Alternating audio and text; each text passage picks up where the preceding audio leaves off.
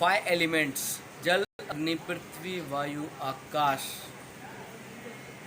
आपको सिर्फ यही लगता है कि एक पृथ्वी है हमारी, एक पृथ्वी पर हम जन्मे हैं, लेकिन न जाने इस ब्रह्मांड में हज़ारों लाखों पृथ्वियाँ मौजूद हैं।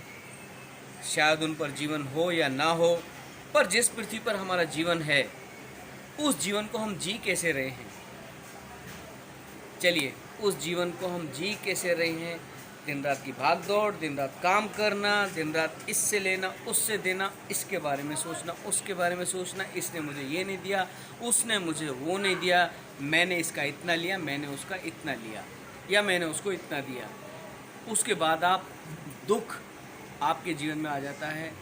मैंने तो उसे दिया और उसने मुझे नहीं दिया, मैंने तो उसे सुख दिया पर उसने मुझे सुख नहीं दिया, मैंने तो उसे हर तरीके से संभाला पर उसने मुझे नहीं संभाला। ऐसा मत सोचिए। चक्र जो होता है ना सृष्टि का, वो चलते रहता है, वो कभी रुकता नहीं है। आपने किसको क्या दिया, श्री कृष्ण ने गीता सार में स्पष्ट लिखा है, आपने किसी को सुख दिया या दुख दिया, वही आपको मल्टीप्लाई होकर मिलने वाला है। आपने अच्छे रूप में उसको दिया तो आपको अच्छे रूप में मिलेगा, बुरे रूप में उसने आपको दिया तो बुरे रूप में मिलेगा। लेकिन गिव एंड टेक जो आप दोगे वही मिलेगा। बोओगे तो पाओगे, जैसा बोओगे वैसा पाओगे, जितना बोओगे उतना ही पाओगे।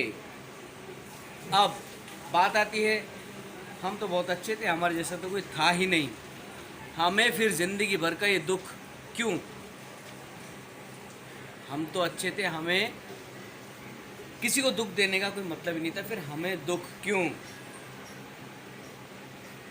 इसका सीधा सा उत्तर एक ही है कि आप जैसे थे सामने वाला वैसा नहीं निकला, आपकी उसने कद्र नहीं की, लेकिन आपकी कद्र कहीं ना कहीं यकीनन हो जाएगी। इसलिए मेरा आज का ये पहला एपिसोड है जिसका नाम है जो हुआ सो हुआ।